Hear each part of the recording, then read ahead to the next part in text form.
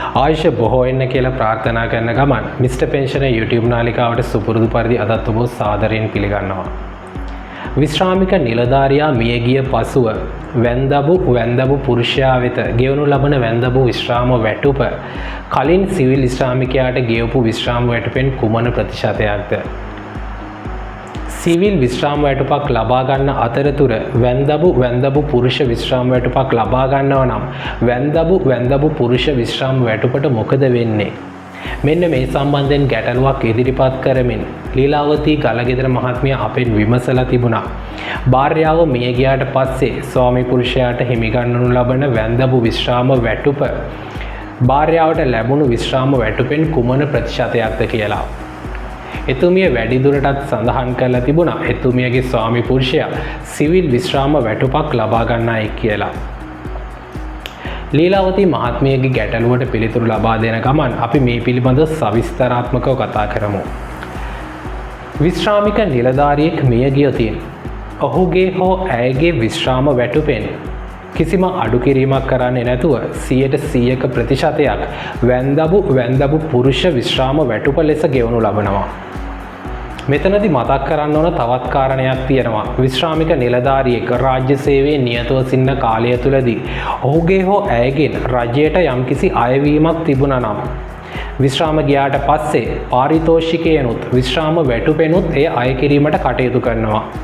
මුලින්ම පාරිතෝෂිකයෙන් අය කළා ඒක ප්‍රමාණවත් නොවුනොතින් විශ්‍රාමික නිලධාරියාගේ විශ්‍රාම වැටුපෙන් වාරික වශයෙන් අය කිරීම කරනු ලබනවා.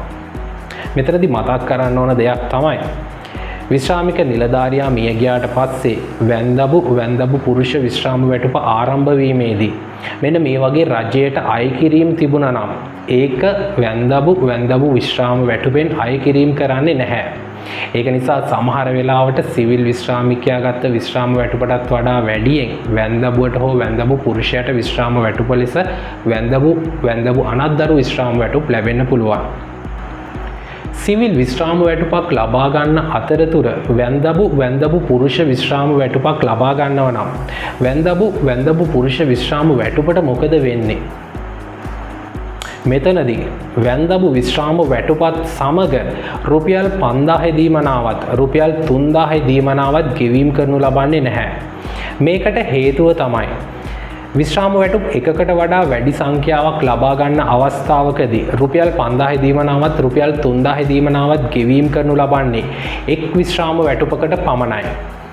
ඒ විදිහට ගත්තම සිවිල් විශ්‍රාම වැටුපක් සමග වැන්දබු විශ්‍රාම වැටුපක් ලබා ගන්න එක් නම්වා ඔයාට රුපියල් 5000 දීමනාවත් රුපියල් 3000 දීමනාවත් ලැබෙන්නේ සිවිල් විශ්‍රාම වැටුපත් සමග පමණයි. ජීවන වියදම් දීමනාවට අදාළව මේ කොන්දේසිය මේ විදිහට අදාළ වෙන්නේ නැහැ. විශ්‍රාම වැටුප් දෙකටම අදාළව ජීවන වියදම් දීමනාව ගෙවීම කරනු ලබනවා. ඒ කියන්නේ රුපියල් 6025 බැගින් සිවිල් විශ්‍රාම වැටුපටත් වැන්දබු විශ්‍රාම වැටුපටත් ගෙවීම කරනු ලබනවා.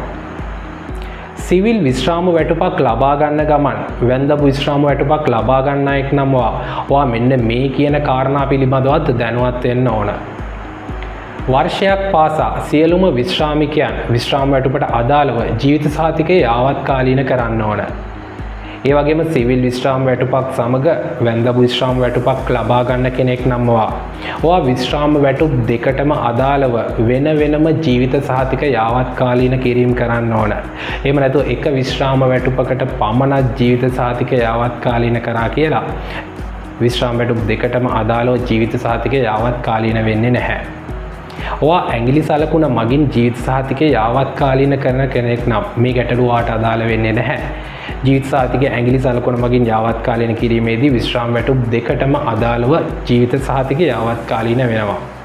හැබැයි එක කොන්දේසියක් උඩ විශ්‍රාම වැටුප් දෙකම ගෙවීම කරන්න ඕන එකම ජාතික හැඳුනුම්පත් අංකයක් යටතේ. උදාහරණයක් විදිහට ගත්තම ඔයාගේ එක විශ්‍රාම වැටුපක් පරණ ජාතික හැඳුනුම්පත් අංකය යටතේ ගෙවීම කරනවා නම් අනිත් විශ්‍රාම වැටුප අලුත් ජාතික හැඳුනුම්පත් අංකය යටතේ ගෙවීම කරනු ලබනවා නම් මේ වගේ අවස්ථාවකදී ඔයා ඇඟිලි සලකුණ මගින් ජීවිත සහතිකය යාවත්කාලීන කරෝතින් ජීවිත සහතිකය යාවත්කාලීන වෙන්නේ එක් විශ්‍රාම වැටුපකට අදාළව පමණයි. මම හිතනවා ලීලාවතී මහත්මියගේ ගැටලුවට පැහැදිලි පිළිතුරක් ලැබෙන්නේ නැති කියලා.